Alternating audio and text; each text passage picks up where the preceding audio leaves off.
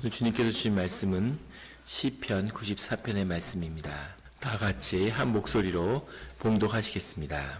여호와여, 복수하시는 하나님이여, 복수하시는 하나님이여, 빛을 비추어 주소서. 세계를 심판하시는 주여, 일어나사 교만한 자들에게 마땅한 벌을 주소서. 여호와여, 악인이 언제까지 개가를 부르리이까? 그들이 마구 짓거리며 오만하게 떠들며 죄악을 행하는 자들이 다 자만하나이다. 여호와여, 그들이 주의 백성을 짓밟으며 주의 소유를 곤고하게 하며 과부와 나그네를 죽이며 고아들을 살해하며 말하기를 여호와가 보지 못하며 야곱의 하나님이 알아차리지 못하리라 하나이다. 백성 중에 어리석은 자들아, 너희는 생각하라. 무지한 자들아, 너희가 언제나 지혜로울까? 귀를 지으신 이가 듣지 아니하시리랴. 눈을 만드신 이가 보지 아니하시랴. 무 백성을 징벌하시는 이, 곧 지식으로 사람을 교훈하시는 이가 징벌하지 아니하시랴. 아버지 여호와께서는 사람의 생각의 허무함을 아시느니라. 여호와여, 주로부터 징벌을 받으며 주의 법으로 교훈하심을 받는 자가 복이 있나니, 이런 사람에게는 환난의 날을 피하게 하사 악인을 위하여 구덩이를 팔 때까지 평안을 주시리이다. 여호와께서는 자기 백성을 버리지 아니하시며 자기의 소유를 외면하지 아니하시리로다. 심판이 의로 돌아가리니 마음이 정직한 자가 다 따르리로다. 누가 나를 위하여 일어나서 행악자들을 치며 누가 나를 위하여 일어나서 악행을 하는 자들을 칠까? 여호와께서 내게 도움이 되지 아니하셨다면 내 영혼이 벌써 침묵 속에 잠겼으리로다.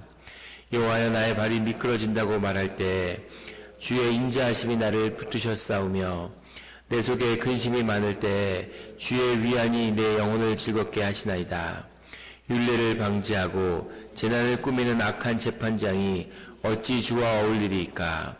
그들이 모여 의인의 영혼을 치료하며 무죄한 자를 정죄하여 피를 흘리려 하나? 여호와는 나의 요새시오, 나의 하나님은 내가 피할 반석이시라. 그들의 죄악을 그들에게 되돌리시며 그들의 악으로 말미암아 그들을 끊으시리니 여호와 우리 하나님이 그들을 끊으시리로다. 아멘. 다 같이 기도드리시겠습니다. 하나님 아버지, 감사합니다. 주의 음성을 듣고저 새벽에 제단 앞에 모였습니다. 우리 마음의 기도와 묵상이 주님께 연락되기를 원합니다. 감사드리며 예수 그리스도 이름으로 기도드렸습니다. 아멘. 오늘 시편 94편의 고백은 이렇게 시작합니다. 여호와여, 복수하시는 하나님이여, 복수하시는 하나님이여, 빛을 비추어 주소서. 하나님을 부르면서 하나님을 복수하시는 하나님으로 그렇게 고백을 드리고, 복수하시는 하나님이 빛을 비추어 달라는 말은 하나님이 복수를 해달라는 말이죠. 성서학자 가운데는 성서가 하나님의 평화로움과 하나님의 의로움을 전하는데, 유대 민족이 역사 가운데서 워낙 핍박과 고난을 받다 보니까 성경 전체에 그들의 분노와 그들의 어떤 공격성, 이런 것들이 성경에 투사되어 있다, 이렇게 비평을 하는 그런 성서학자들이 많이 있습니다. 그 말은 반은 맞고 또 반은 틀린 말입니다. 맞는 이유는 우리가 하나님이라는 광대하신 존재를 우리 경험 안에 하나님이 찾아오셔서 우리의 경험 안에서 만난 것이기 때문에 하나님의 위대하심은 하나님을 표현하는, 고백하는 우리의 고백 가운데, 우리의 경험 가운데 제한되어 계시는 거죠. 그런 의미에서는 이 유대인들의 고난과 어려움이 이 성경 속에 주님을 향해 투사되어 있다는 말은 맞을 수 있습니다. 하지만 동시에 하나님이 공의의 하나님이시고 하나님이 의를 바로 세울 때 누구에게 개인적인 또는 그 원한을 갚아주신다는 의미가 아니라 주님의 공의가 바로 설 때는 그것이 악인들에게는 심판이 되고, 그리고 그 악인들에게 핍박받던 자들에게는 복수가 되는 것이죠. 그런 의미에서는 맞지 않는 것입니다. 따라서 여호와여, 복수하신 하나님이라고 하는 고백은 내 복수를 해달라는 것이 아니라 주님의 공의를 밝게 드러내 달라는 거죠. 정의를 실현시켜 달라고 하는 그런 간절한 호소입니다. 4절에 보면 그들이 마구 짓거리며 오만하게 떠들며 죄악을 행하는 자들이 다 자만하나이다. 이 악의 본질, 대적의 쓰임을 받는 그 대적의 무리의 본질이 오만과 자만이라는 사실을 성경은 거듭해서 지적하고 있죠. 이것이 지적되는 이유는 우리 가운데, 우리 안에 그런 악이 있다고 하는 겁니다. 그저께 저녁이죠. 어제 온통 그 뉴스로 이 라스베가스의 총격 사건의 뉴스를 다 이렇게 도배하다시피 했습니다. 지금까지 59명이 죽고 지금 500여 명이 부상당해 있는데 한 200여 명이 총을 맞았다고 그러죠. 아무 전과도 없고 어떤 용의선상에 올라있는 것도 아니고 재산도 뭐 수백만 불에 이르고 은퇴자로서 평안한 삶을 살고 있던 사람이 어느 날 갑자기 왜 호텔 위에서 그런 식으로 총격을 가했을까? 또 스스로 목숨을 끊고 왜 아무 이유도 없이 그런 수백 명에게 피해를 입혔을까? 알 수 없는 일이죠. 우리는 사람이 많이 죽었다는 이유만으로 이렇게 떠들썩하지만 사실 얼마 전에 더 놀라운 뉴스가 있었습니다. 텍사스에 있는 한 도시인데 청년이 가족들이 같이 이렇게 식사를 갔는데 아들이 고등학생인데 갑자기 아들이 일어나더니 나가더라는 거죠. 그래서 어머니가 경찰에 실종 신고를 했습니다. 휴대전화도 없고 아무것도 가진 게 없는데 애가 조그만 그런 나이프 같은 거를 가지고 있다고 그래요.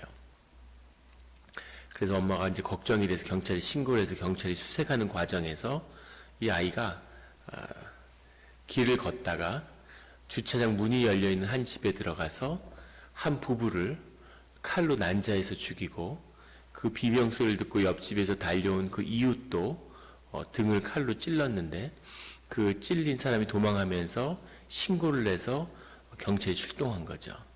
경찰이 출동했을 때는 그 고등학생이 청년이 그 자신이 살인을 저지른 그 집에 있었는데 충격적이었던 건 그 청년이 자신이 살해한 사람의 그 남자의 얼굴을 뜯어먹고 있었다는 거예요.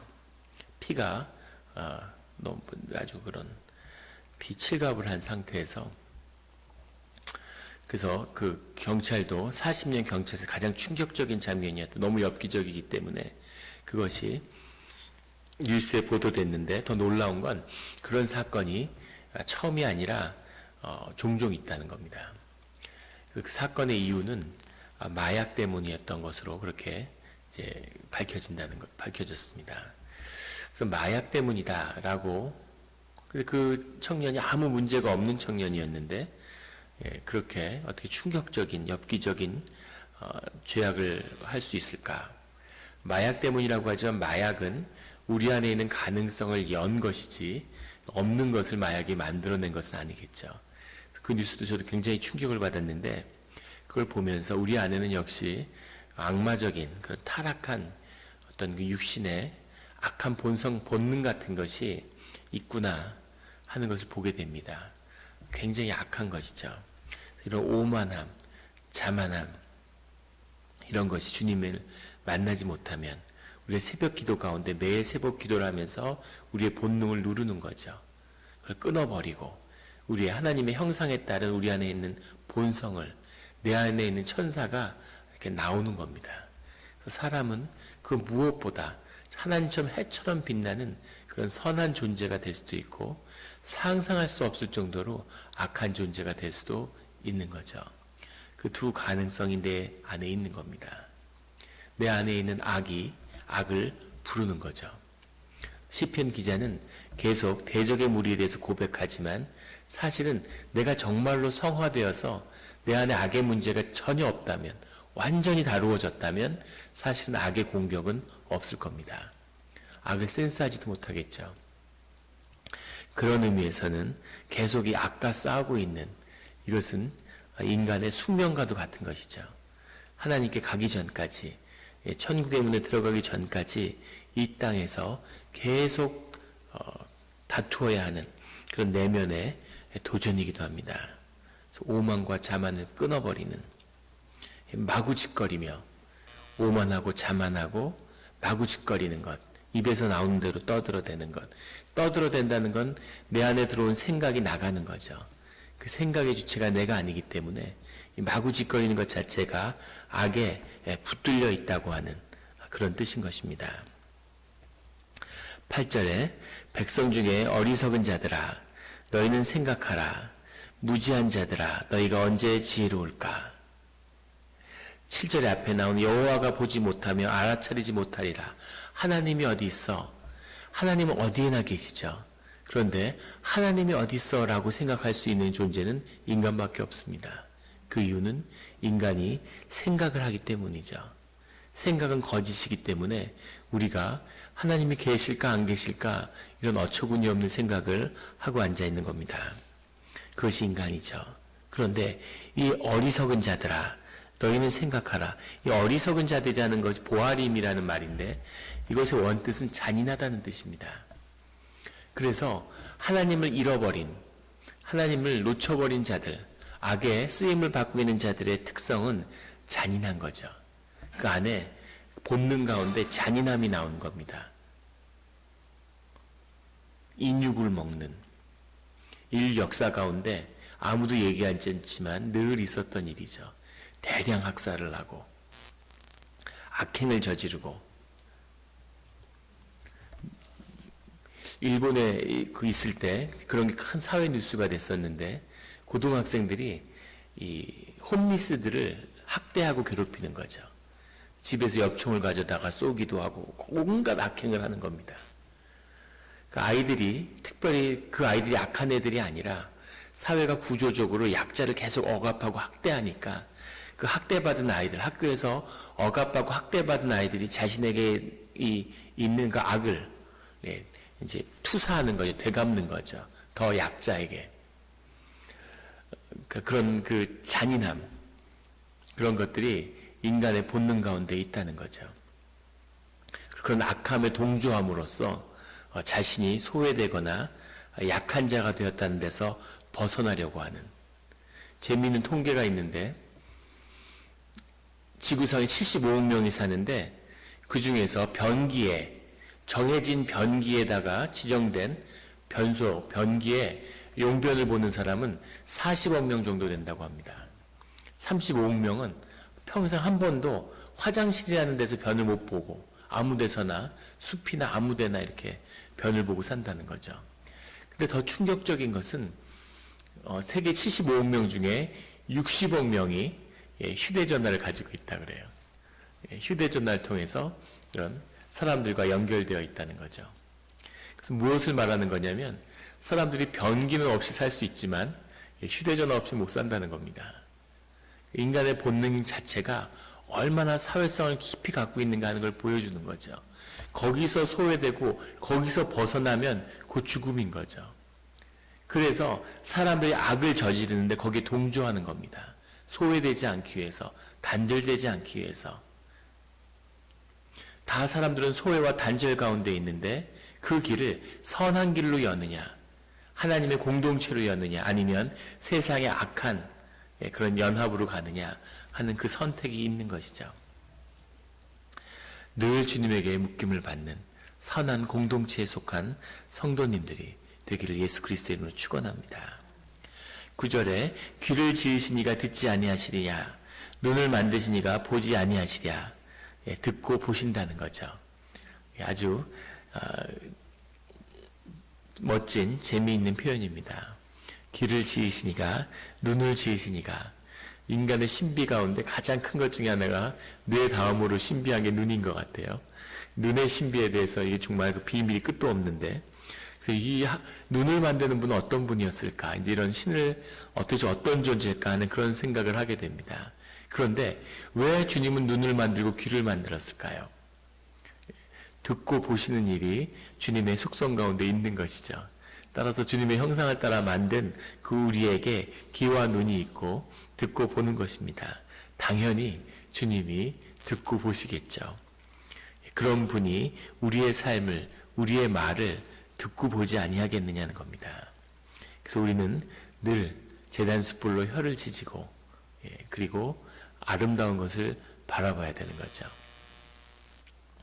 12절에 여호와여 주로부터 징벌을 받으며 주의 법으로 교훈하심을 받는 자가 복이 있나니, 주님에게 징계를 해달라는 그 뜻은, 주님이 징계를 한다는 것은 사랑을 받고 있다는 뜻이기도 합니다.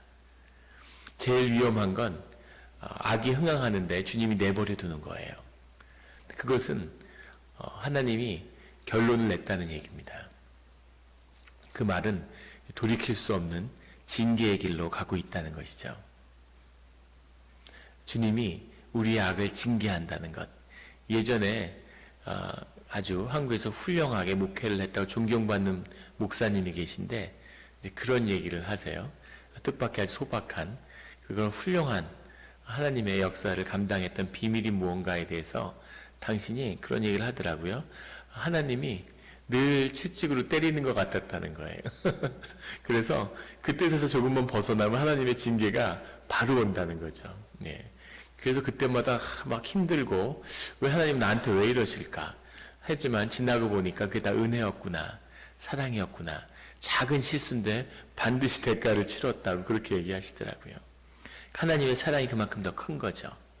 자식이 있는데 자식이 마약을 하고 자식이 탈선을 하고, 근데 부모가 자식을 징계하지 않는다, 가만히 둔다, 그 얘기는 이제 더 이상 자식으로 여기지 않는다는 얘기겠죠. 그런 것처럼 하나님의 징벌과 교훈을 받는 자가 결국은 복이 있다는 고백입니다. 유대인 민족이, 이스라엘 민족이 주 안에서 가진 그런 고난을 겪었지만 그걸 통해서 이스라엘이 살아남은 거죠. 그 근동의 수많은 민족이, 더 크고 더 위대하고 더 흥왕했던 민족들이 다 사라져 버렸지만 이스라엘 민족이 살아남을 수 있었던 건 주님의 징계를 통해서 늘 다시 새로워질 수 있는 기회를 가졌기 때문입니다. 그 고백이 14절에 여호와께서는 자기 백성을 버리지 아니하시며 자기의 소유를 외면하지 아니하시리로다 하는 고백이죠. 주님은 결코 주의 자녀를 버리지 않으신다고 하는 겁니다. 18절에 여호와여 나의 발이 미끄러진다고 말할 때 주의 인자하심이 나를 붙드셨사오며, 그 많은 고난과 어려움 가운데 주님의 은혜를 통해서 우리가 살아가고 있음을 고백하는 겁니다. 더 중요한 것은 19절에 내 속에 근심이 많을 때 주의 위안이 내 영혼을 즐겁게 하시나이다. 내 삶을 붙들 뿐 아니라 나를 정말 힘들게 하는 내 마음의 어려움인 거죠. 다 경험으로 아실 거예요. 밖에 환경의 고난이나 여러 어려움이 있어도 심령이 살아있으면 그 고난이 오히려 삶을 빛나게 하고 삶을 더 일으켜 세우죠. 문제는 우리 심령이 상하고 심령이 눌릴 때에는 점점 더 힘들어지고 아무 일이 없는 것 같은 평안 속에서도 삶이 무너져 내리는 것을 경험하게 됩니다. 마음이 힘들기 때문에 정말 힘든 거죠. 그런데 근심이 많을 때 주의 위안이 내 영혼을 즐겁게 하신다는 거죠. 그런 감사함이 우리 가운데 늘 떠나지 않기를, 이 위안이 함께하기를 예수 그리스도의 이름으로 축원합니다. 23절에 그들의 죄악을 그들에게 되돌리시며 그들의 악으로 말미암아 그들을 끊으시리니 여호와 우리 하나님이 그들을 끊으시리로다. 우리 삶 가운데 악의 문제가, 대적의 이 행악함이 끊어지기를, 그 악으로 말미암아 그들을 끊으신다는 말은 그 악이 결국은 그 악행으로 말미암아 주님의 징계를 불러오고 그것이 악의 끝이라는 거죠. 거기서 벗어나는 평안 속에서 주님의 길을 가는 그런 삶의 확신과 고백으로 오늘의 기도를 마치고 있습니다. 우리가 늘 대적의 공격을 받을 수 있지만 주와 함께 하심으로 주님의 위안과 인자하심 가운데 결국은 악의 끝을 미리 보고 기뻐하는 그런 이 새벽과 기도와 능력의 시간이 되기를 예수 그리스도의 이름으로 축원합니다. 기도드리시겠습니다. 하나님 아버지 감사합니다. 우리가 삶 가운데서 어려움도 많고 고난도 많고 그런 길들을 걸어왔습니다. 늘 주님께서 우리에게 위안을 주시고 소망이 되시고 주님으로 인해서 또 우리가 기뻐할 수 있는 그 하루를 허락하시는 것에 감사합니다. 하나님, 우리의 생각을 끊으시고 할 수 있다면 우리가 생각을 멈추는 그런 능력이 우리 가운데 함께하기를 원합니다. 하나님, 늘 깨어 있어서 현실을 바라보며 매 순간순간 주님을 발견하고 주님에 충실하고 결국은 한 번에 하루밖에 살 수 없는 존재임을, 오늘 하루를 충실히 사는 것이 우리가 할 수 있는 전부임을 깨달아 삶으로 사는 그런 우리 모두가 되게 하여 주시옵소서. 기도로 하루를 시작합니다. 오늘 하루가 주 안에서 반짝이는 빛을 발하는 그런 하루가 되게 하여 주시옵소서. 내일은 주님의 은혜 가운데 주님이 준비하시는 줄 믿습니다. 늘 오늘밖에 살 수 없는 우리기에 우리가 오늘 이 자리에서 주님을 높이기를 원합니다. 감사드리며 예수 그리스도의 이름으로 기도드렸습니다. 아멘.